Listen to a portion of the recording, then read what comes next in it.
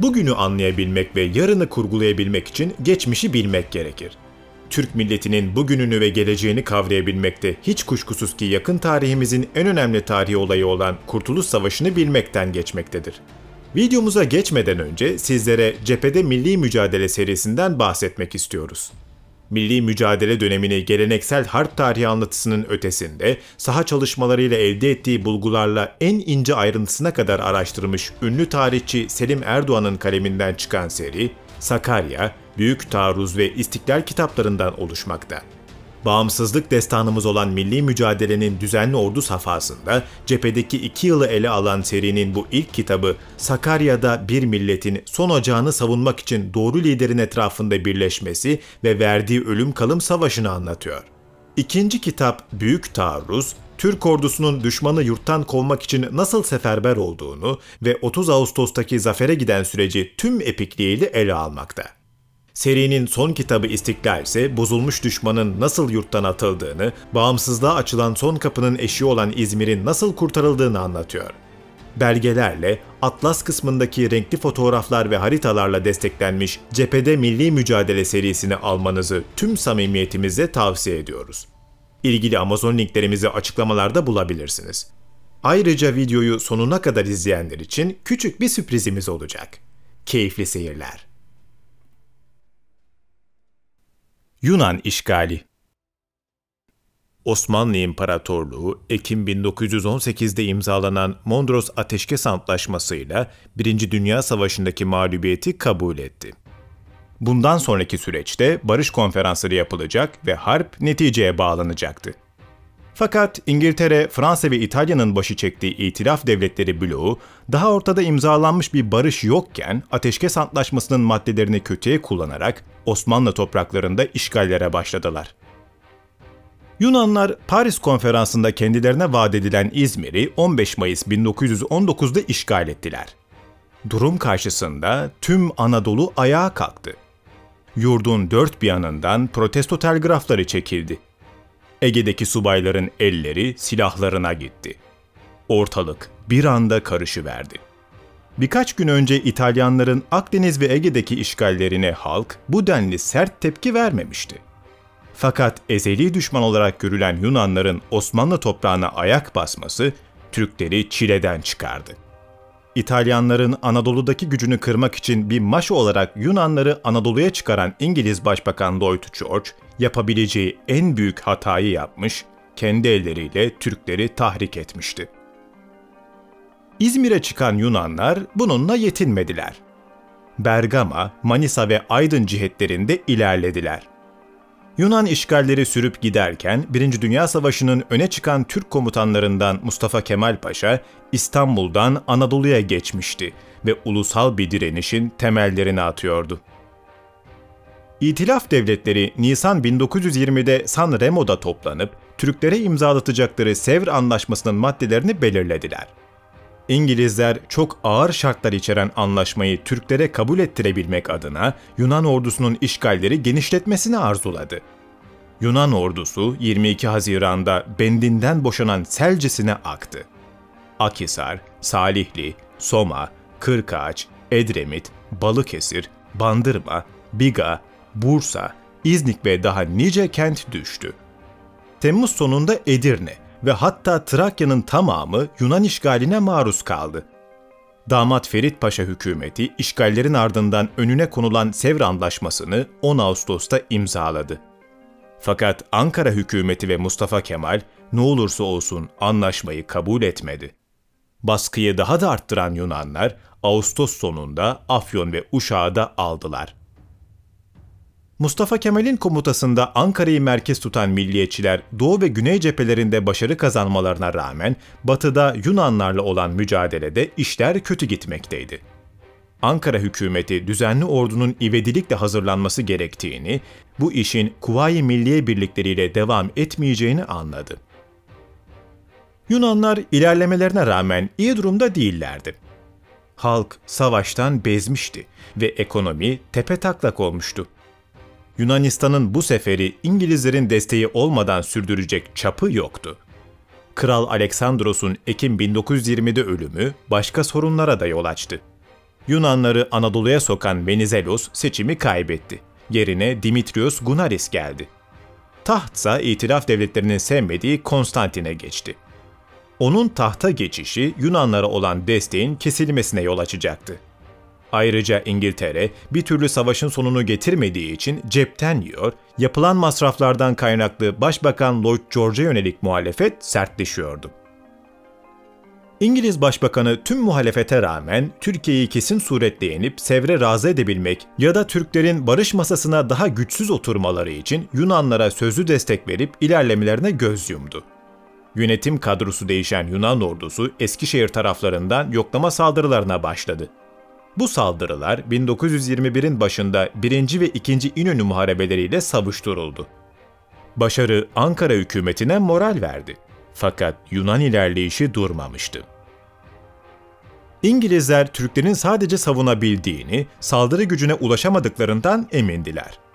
O yüzden Yunanları hala güçleri varken saldırı konusunda teşvik ettiler. 10 Temmuz'da General Papulas emrindeki Yunan ordusu tüm gücüyle Türk ordusuna saldırdı. Batı Cephesi Komutanlığı saldırıyı Bursa-Eskişehir cihetinden bekleyerek büyük bir hata yaptı. Yunanlar, Türk ordusunun zayıf olduğu güney tarafından yüklenip Kütahya-Eskişehir muharebelerinde büyük bir zafer elde ettiler. On binlerce Türk askeri silah bırakıp kaçtı. Ordunun bozulacağını anlayan Mustafa Kemal, 18 Temmuz'da vakit kazanabilmek adına tüm muhalefete rağmen ordunun Sakarya Nehri'nin doğusuna geçme emrini verdi. Dağılan birlikler 25 Temmuz'da zar zor nehrin berisine geçebildiler. Yunan zaferi İtilaf devletlerini Sevr'i kabul ettirme konusunda ümitlendirirken Mustafa Kemal'e olan meclisteki baskıyı iyiden iyiye arttırdı.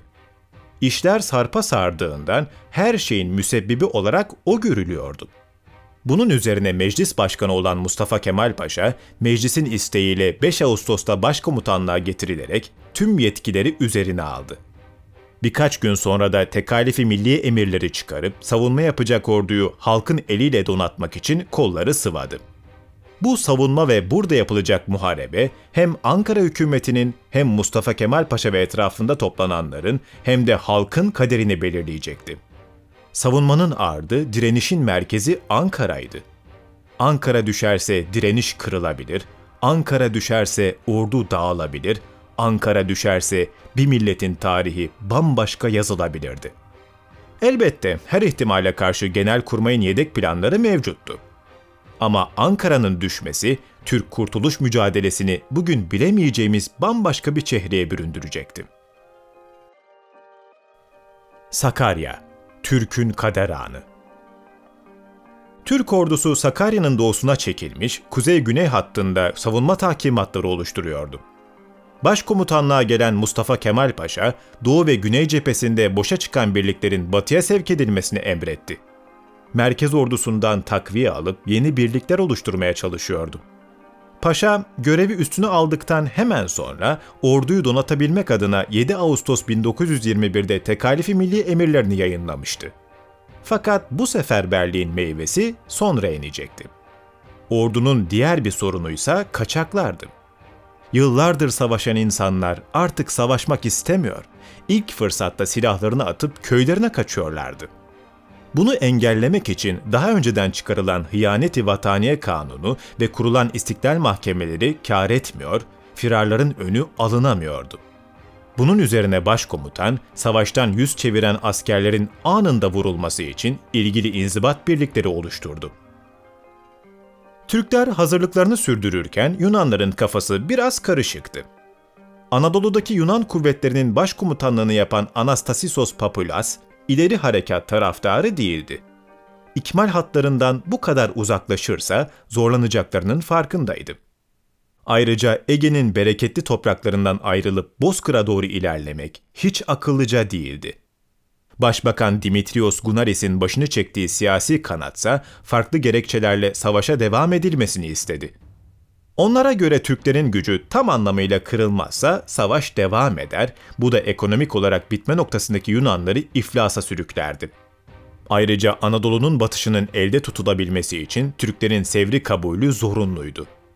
Bu çerçevede Ankara'ya girilmesi kararlaştırıldı. Yunan Küçük Asya ordusu 9 piyade tümeni ve 1 süvari tugayıyla 10 Ağustos 1921'de hareket etti.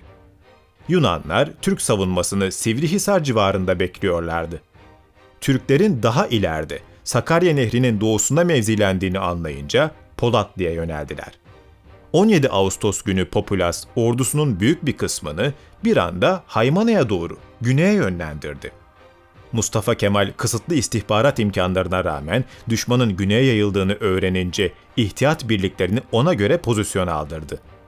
Yunan ordusunun planını anlaması uzun sürmemişti. Tarihler 22 Ağustos 1921'i gösterdiğinde ordular artık karşı karşıyaydı.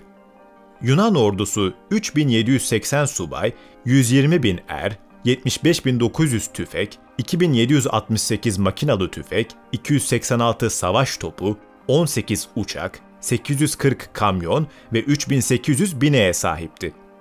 Türk ordusuysa 5401 subay, 96.326 er, 54.572 tüfek, 826 makinalı tüfek, 169 savaş topu, 2 uçak, mühimmat taşıma amaçlı 1284 kanı, taşıma için ve süvari bineği olarak toplam 32.137 hayvana sahipti. Tarafların askeri birimlerinin arasında fark olduğunu da belirtelim. Bir Türk tümeni ortalama 4500 kişiden oluşurken bir Yunan tümeni 12.500 kişiden oluşuyordu. Yani 3 Türk tümeni sayısal olarak bir Yunan tümeni anca etmektedir. Türk savunması ekrandaki gibi oluşturulmuştu. Başkomutan Mustafa Kemal Paşa, Erkan-ı Harbiye Reisi Fevzi Paşa ve Batı Cephesi Komutanı İsmet Paşalar Alagöz köyündeki genel karargahtaydılar. Sakarya Nehri boyunca yayılmış Türk savunmasının en kuzeyinde Miralay Kazım Fikri'nin emrindeki 1, 17 ve 41. tümenlerden oluşan mürettep kolordu vardı. Polatlı Demiryolu'nun güneyini Miralay Halit Bey'in komuta ettiği tek tümenli 12. grup koruyordu. Yıldız'da Ilıca arasında Miralay Kemalettin Sami komutasında 61. ve 5. Kafkas tümeninden oluşan 4. grup mevcuttu. Ilıca'dan Türbetepe yakınına kadar Mirleva Yusuf İzzet Paşa'nın yönettiği 7, 8 ve 15. tümenlerden oluşan 3. grup mevzilenmişken, Türbetepe'den Mangal Dağı'na kadar Miralay Selahattin Adil'in komuta ettiği 4, 5 ve 9. tümenlerden oluşan 2. grup yerleşmişti. Ordunun en kuzeyini 1. Süvari Tümeni tutarken, güneyini 2. ve 3. Süvari Tümenleri tutacaktı. Miralay Fahrettin Bey'in yönettiği süvari grubunun görevi ise düşman hatlarına kadar sokulup baskınlar vermekti. Ordunun genel ihtiyatı Miralay İzzettin Bey'in emrindeki 23. ve 24. tümenlerden oluşan 1. gruptu. 1. grup Haymana yakınlarındaydı. Ön hatlara destek vermesi adına bazı tümen ve alaylarda doğrudan genel karargaha bağlı olarak görev beklemekteydiler. Yunan ordusunun karargahı Uzunbeyli'deydi. Tümgeneral Polimenakos idaresindeki 3, 7 ve 10. tümenlerden oluşan 3. kolordu Sakarya Nehri boyunca yayılmıştı. Tümgeneral Kont Lules'in 1, 2 ve 12. tümenlerinin oluşturduğu 1. kolordu orta kısımda yer alıyordu. Prens Andreas'ın idaresindeki 5, 9 ve 13. tümenlerden kurulu 2. kolordu da en güneydeydi. Yunan'ın tek süvari birliği 2. kolorduya bağlıydı. Yunan ordusunun amacı 3. kolordunun göstermelik saldırılarıyla kuzeydeki Türk birliklerini bağlarken 1. kolorduyla Demirözü Vadisi'nden Türk savunmasını yarmaktı. Asıl işi 2. kolordu yapacaktı. Prensin birlikleri cephedeki savaşa hiç katılmadan Türkleri güneyinden saracak ve ardına geçecekti. Böylece Türk ordusu yok edilecek ve Ankara'ya büyük bir zaferle girilecekti. Bu hesabın nedenli tutacağı ileriki günlerde belli olacaktı. 1. dalga, Mangal Dağı'nda kritik dakikalar. 23 Ağustos sabahı Yunan ordusu saldırıya geçti. Kuzeydeki 3. kolordu göstermelik hücumuna başladı. Asıl saldırı güneydeki 1. kolordu tarafından icra edildi. 1. kolorduya bağlı 1 ve 2. tümenler ileri atıldı. 1. tümen kritik noktadaki Mangal Dağı'na doğru ilerledi. Türk topçusu düşmanı dağın güneyinde görünce ateşe başladı. Aynı şekilde Yunan topçusu da perdeleme için atışa başladı. Bozkır bir anda top sesleriyle inledi. Yunan piyadesi topçu desteğiyle dağa tırmandı. Akşamüstüne doğru Türk öncü mevzilerini aldı. Mangal Dağı'nı savunan 5. Tümen'in topçusu bir anda çıkan fırtınadan dolayı işlevsiz kalınca Yunan ilerleyişi hızlandı. Tümen komutanı dağı daha fazla tutamayacağını anlamıştı. Yamak'taki grup komutanı Selahattin Adil Bey ile irtibat kuramayınca bizzat kendisi karargaha gidip durumu anlattı. Ondan destek istedi. Selahattin Bey de fırtınadan kaynaklı tüm birimlerle irtibatı kaybetmişti. Ne ihtiyattaki 1. gruba ne de Alagöz'deki ana karargaha ulaşabiliyordu. Mustafa Kemal'in genel emri birliklerin ne olursa olsun yerlerini terk etmemesi şeklindeydi. Fakat Miralay Selahattin bir şeyden endişelenmekteydi. 1. Kolordu'nun tümenleri Mangal Dağı ve Türbetepe'ye saldırırken 2. kolordu neredeydi? Acaba Türk ordusu arkasından mı sarılmaktaydı? Kendisi ordunun güneyinde, belki de en kritik yerindeydi. Yaprak Bayırı'nda bekleyen elindeki tek ihtiyat olan 4. tümeni Mangal Dağı'na yardıma yollarsa, olası bir sarma harekatına müdahale edecek birliği kalmayacaktı. Öte yandan Mangal Dağı'na destek yollamazsa dağ düşecekti ki burası çok mühim bir mevziydi. Mirliva Selahattin Adil biraz düşünüp tüm inisiyatifi aldı. 5. tümeni ezdirmeden Yaprak Bayırı'na çekecek, 4. tümeni doğuya kaydıracaktı. Türbetepe'yi savunan 9. tümeni de Demirözü Vadisi'ni savunmak için 5. tümenin sağına çekecekti. Böylece Mangal Dağı'nı feda etse de güneyden sarılma ihtimali azalacak ve ihtiyatların gelmesi için zaman kazanacaktı. Bu doğrultuda 23 Ağustos gecesi birlikler çekilmeye başladı. Haberi alan Mustafa Kemal hiddetlendi. Mevzileri teftiş sırasında attan düşüp kaburgalarını kırdığından o sırada acılar içindeydi. Buna rağmen Alagöz'den muharebeyi yönetmekteydi. Selahattin Bey'e sinirlenip onu görevinden almayı, hatta idam etmeyi dahi düşündü. Fakat düşman kuvvetinin güneyi ağırlık merkezi yaptığını görünce Selahattin Bey'in kararını isabetli bulup emirlerini verdi. Bazı tümenler güneye kaydırıldı. Haymana'da bekletilen 1. grubun tümenleri 2. grubun yanına eklendi. 2. ve 3. süvari tümenleri de açıktan kanadı kollamaya çalışacaktı. Yunan ordusunun diğer tehlike yarattığı yer Polatlı karşısı oldu. Yunan 7. tümeni Beylikköprü yakınlarından Sakarya Nehri'ni geçti. 25 Ağustos'ta Yunan 1. kolordusuna bağlı bütün birlikler Türbetepe ve Demirözü Vadisi'ne saldırıya geçti. Türklerse düşmanın kanadını batıya atmak için 4 ve 24. tümenleri Mangal Dağı'nın doğusuna ve Yurtbeli'ye taarruza kaldırdılar. Bu tümenler Yunan 2. kolordusuna bağlı 13. tümenin sarma hamlesine karşı belirlenen mevzileri tutmayı başardılar. Yunan 1. kolordusunun karşısındaki 7, 9 ve 57. tümenlerse oldukça zorlandılar ve vadi girişiyle Türbetepe'yi kaybettiler. Bunun üzerine üstlerinden emir almaksızın hareket eden 3. Kafkas tümeni Demirözü Vadisi'ndeki Yunan güçlerine saldırdı. Onu 7 ve 57. tümenlerin taarruzu da takip edince saat 18'e doğru Türbetepe geri alındı. Vadi işgalden kurtarıldı. Türkler savunmada bir gün daha vakit kazanırken Yunanlar vakit ve asker kaybetmişlerdi. General Papulas vakit kaybetmeye lüksleri olmadığını bildiğinden yarma ve sarma harekatı için topyekün saldırı emri verdi. Türk tarafı geceleyin dinlenmekle beraber cephe hattını Kutluhan sırtlarına dek uzattı. Yunan 1 ve 2. kolorduları 26 Ağustos'ta var gücüyle saldırıya geçtiler. Cephenin güneyi kan gölüne döndü. Savaş toplarından çıkan duman göğü kapladı. Tüfeklerden çıkan mermiler isabet eden uzuvları parçalayıp geçti.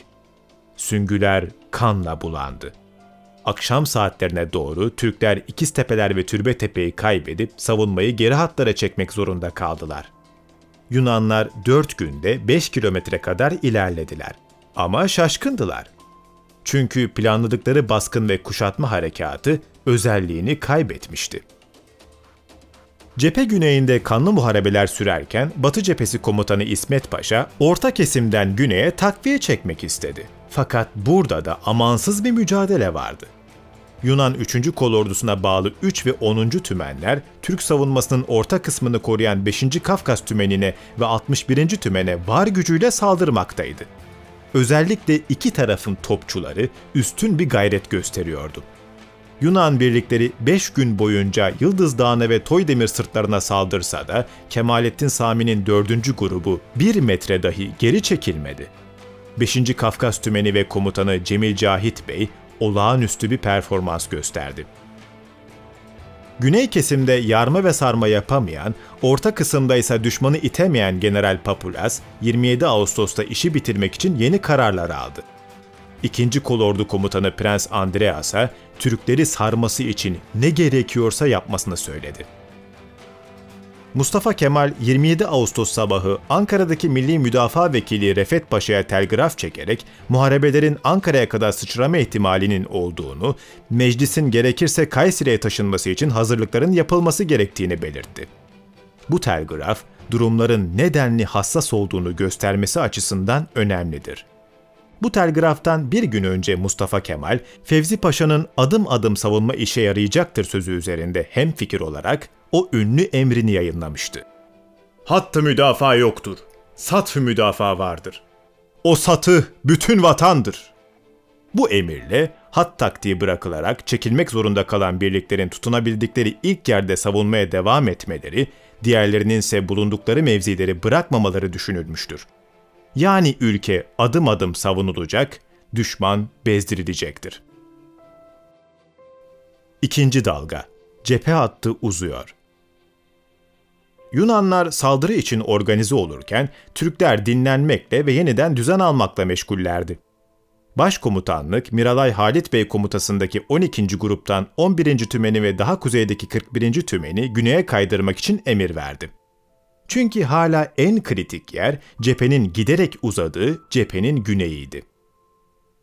Prens Andreas'ın 2. kolordusuna bağlı 5 ve 13. tümenleri 27 Ağustos sabahı İzzettin Çalışlar'ın emrindeki 1. gruba var gücüyle saldırdı.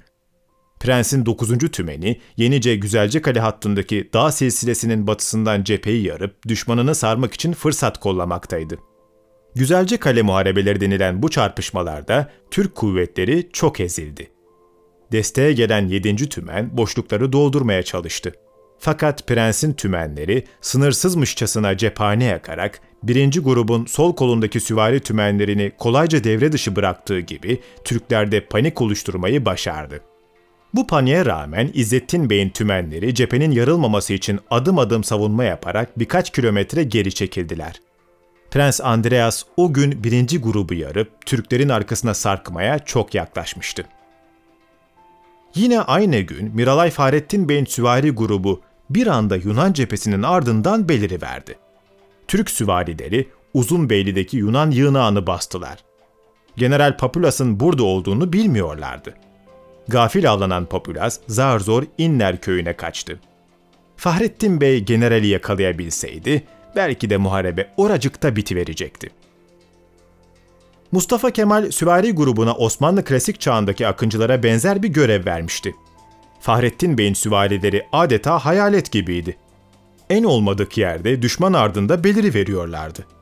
Yunan ikmal hatlarına saldırıyor, birlikler arası irtibatı kesiyorlardı. Cephe hattına dahil edilmeyen 6. tümen ve mürettep tümen de benzer görevler üstlenmişti.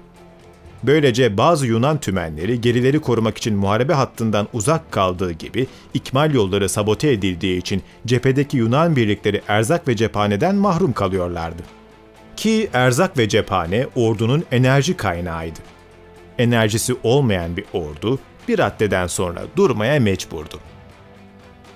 Prens Andreas'ın 2. kolordusu 28 Ağustos günü de amansızca saldırısına devam etti.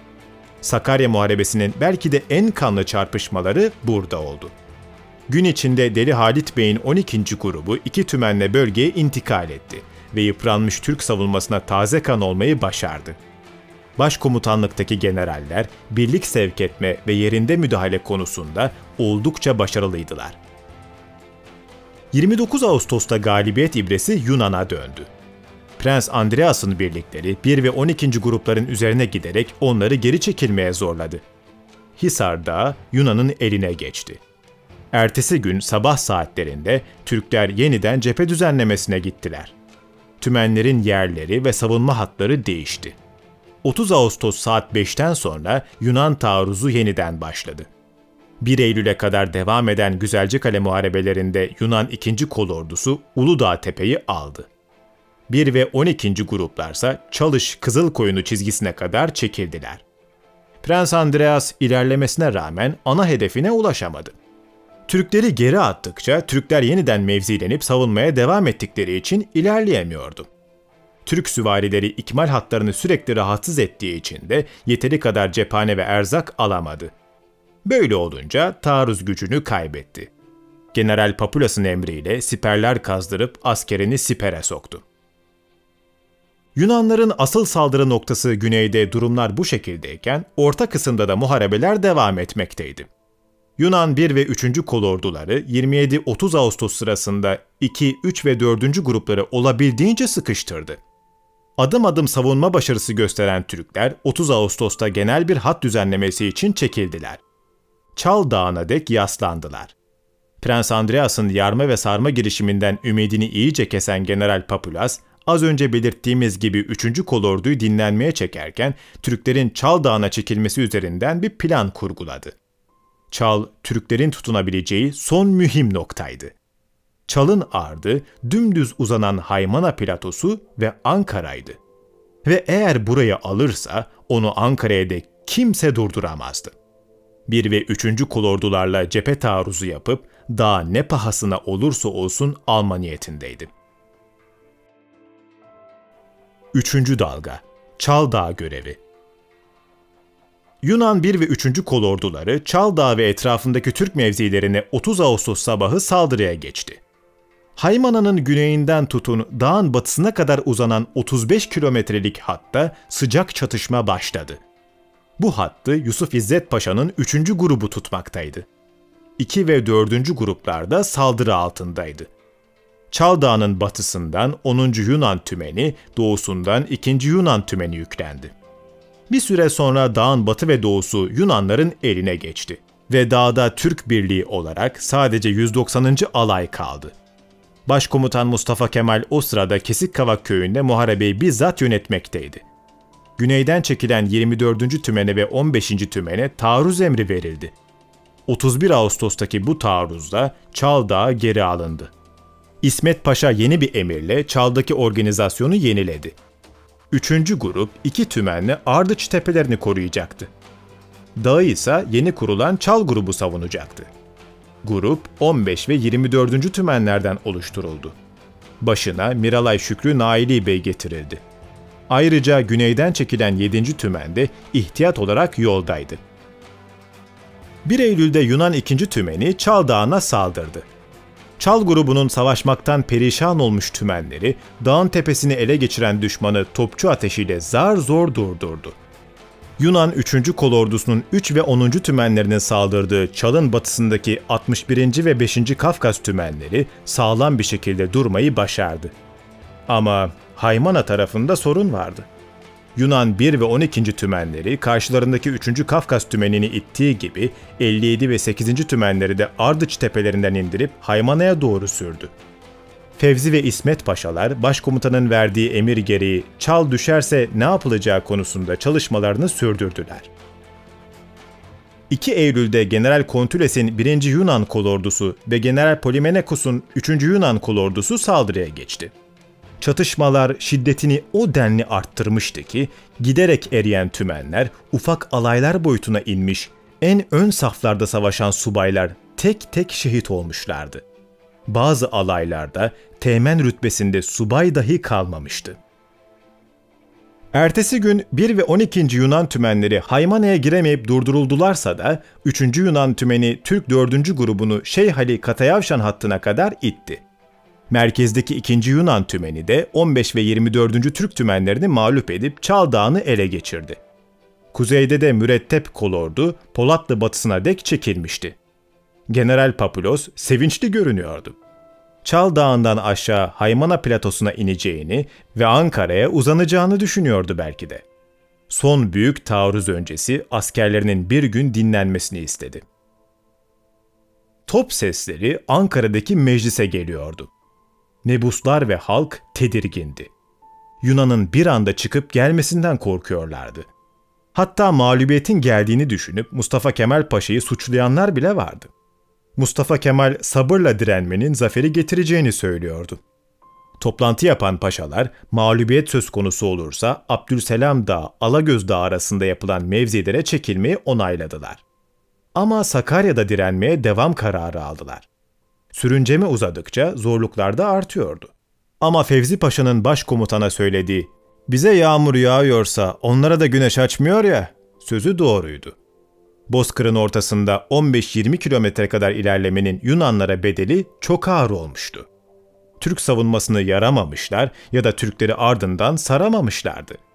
Buna karşılık çok fazla asker kaybetmişler, yarın olmayacakmış gibi cephane yaktıklarından ellerindeki mühimmatı tüketmişlerdi.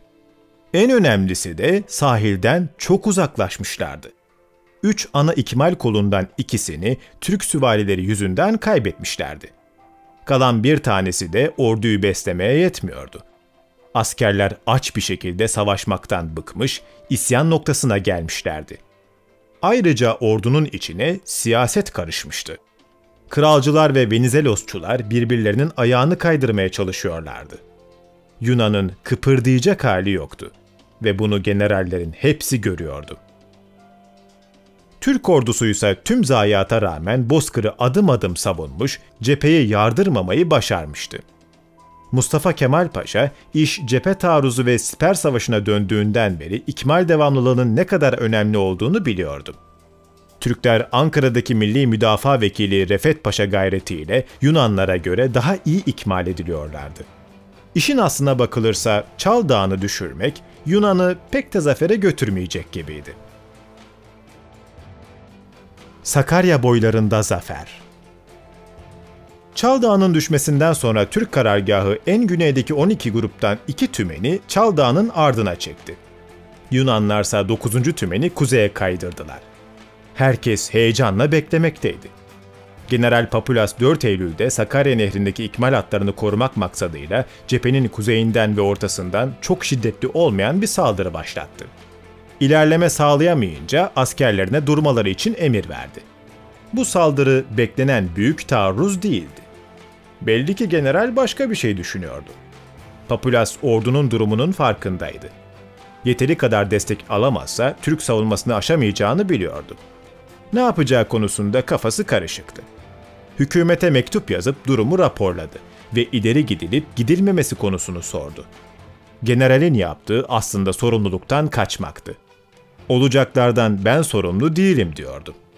Devam eden günlerde Yunanlar ufak tefek saldırılar hariç topyekün taarruza geçmediler ya da geçemediler. Birliklerin çoğu kuzeye sevk edildi. Nakliye arabaları hızla kuzeye aktı. Genç Türk subayları Yunan'ın pes edip çekildiğini zannedip sevindiler. Fakat Alagöz'deki karargah bunun hayrı alamet olmadığını anladı ki bu doğru bir tespitti. Yunan hükümeti Papulas'a "Siyasi ortamdan bağımsız, askeri olarak yapman gerekeni yap" demişti. Papulas da güneyde güçlü perdeleme güçleri bırakıp birlikleri gizlice Polatlı önlerine kaydırdı. Papulas kaçıyor muydu yoksa kuzeyden saldırmak için kuvvet mi topluyordu? Mustafa Kemal ve Fevzi Paşalar güneydeki bazı tümenleri kuzeye çekmesi için İsmet Paşa'ya emir verdiler. 15 ve 23. tümenler kuzeydeki mürettep kolordu komutanı Miralay Kazım Fikri Bey'in komutasına girdiler. Mustafa Kemal Yunan ordusunun çekilmeye çalıştığını anladı. Av konumundakinin avcı olma vakti gelmişti. Alagöz'deki karargahın toparlanmasını emretti. Taarruza hazırlanılması için tümenlere emirler verdi. Mürettep kolordu tarafından Sakarya Nehri'ne saldırı yapılacak, düşmanın 7. tümeni nehir ötesine atıldıktan sonra güneye çark edilip diğer kuvvetler kuzeyden sarılacaktı. 1, 2 ve 3. gruplarda Yusuf İzzet Paşa'nın emrinde birleşip taarruza kalkacaklar ve önlerini süpüreceklerdi. Saldırı tarihi 10 Eylül'dü. Kafası karışık olan Papulas, yakında başlayacağını düşündüğü bir Türk saldırısından çekinmekteydi. 3. kolordusuyla savunma yapıp diğer kolordularıyla saldırmayı düşünmekle beraber bazı birliklerini Sakarya Nehri'nin batısına geçirmeye başlamıştı bile. Onun sürekli değişen kararlarını beğenmeyen Prens Andreas, kendi 2. kolordusunu emir olmaksızın Sakarya'ya çekmeye çalıştı. Yunan ikmal sisteminin iflasının ardından bir de komuta sisteminin iflası söz konusuydu. Yunanların fütursuzca girdikleri bozkırdan kazasız belasız çıkmaları mümkün olacak mıydı? Orasını göreceğiz. Mustafa Kemal Komuta Kademesi ile Zafertepe'ye geldi ve 10 Eylül'de yapılacak taarruzu bizzat izleme niyetindeydi. Sabah saatlerinde Mürettep Kolordu, Kazım Bey'in emriyle Duatepe, Kartaltepe ve Karatepe hatlarına saldırdı. Türk hücumu başlamıştı. Mürettep Kolordu'nun tümenleri ilk hedeflerine ulaştılar. Tepelere tutundular. Bu ana saldırıyla eş zamanlı güneydeki gruplar da saldırıya kalktılar. 4 ve 12. gruplar ilerlemeye çalışsa da Yunan'ın güçlü direnciyle karşılaştılar. Yusuf İzzet Paşa grubu da yeteri kadar ilerleyemedi. Fahrettin Bey'in emrindeki süvari tümenleri ise düşmanın ardına dek sızdı. Süvari tümenlerinden biri Mangal Dağı'nı geri aldı. Papulas, nehirle Türk ordusu arasında kalmamak adına bir hamle yaptı. Ağırlıklarını ve bazı birliklerini Beylikköprü ve Kavuncu Köprüsü'nden hızlıca batıya geçirirken Prens Andreas'ın 2. kolordusunu kuzeye, 3. kolordunun ardına çekmeye karar verdi.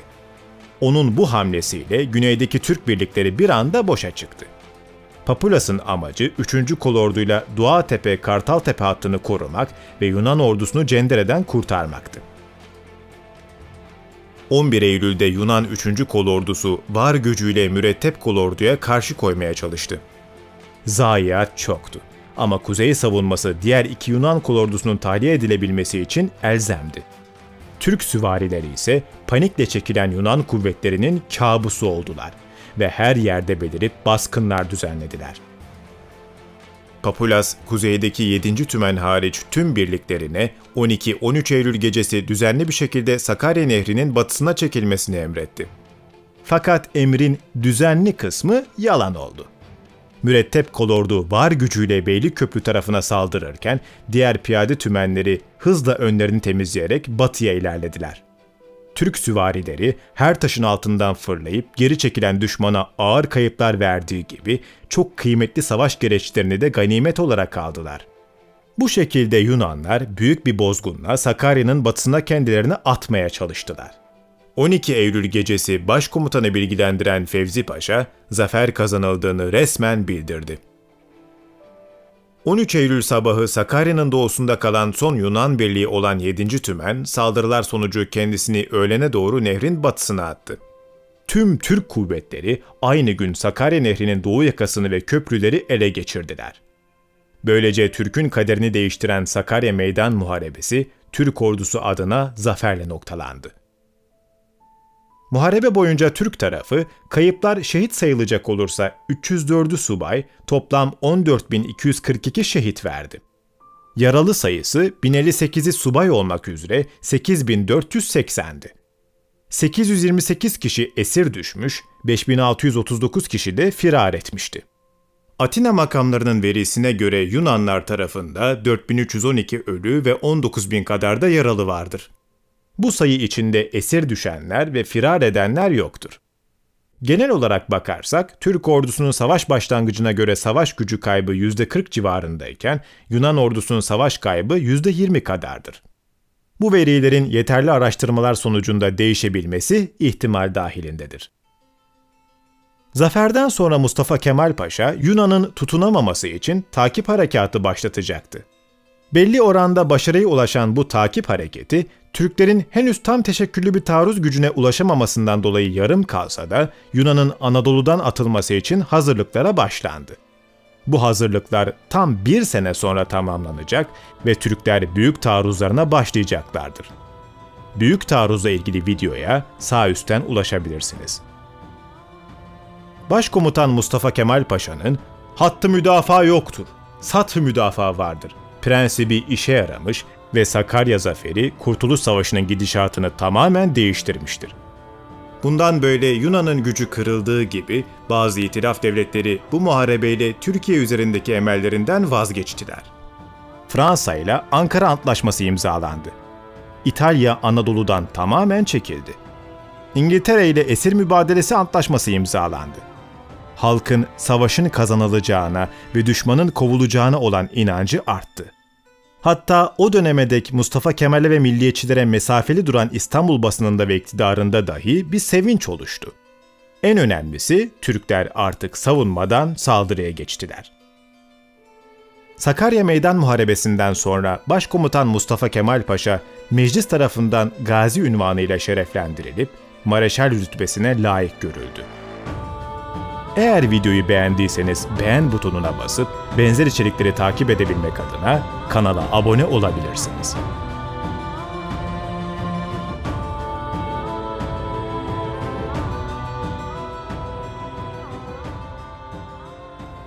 ...40. dakikaya kadar videoyu izlediğiniz için teşekkür ediyoruz. Aranızdan 3 arkadaşa Selim Erdoğan'ın yazdığı Cephede Milli Mücadele serisini hediye etmek isteriz. Çekilişe katılmak için yapmanız gerekenler kanala abone olduktan sonra videoyu beğenmeniz ve yorumunuzun herhangi bir yerine #Milli Mücadele yazmanız. Sonuçlar ekrandaki tarihte DFT Tarih Instagram sayfasından açıklanacak. Şimdiden iyi okumalar.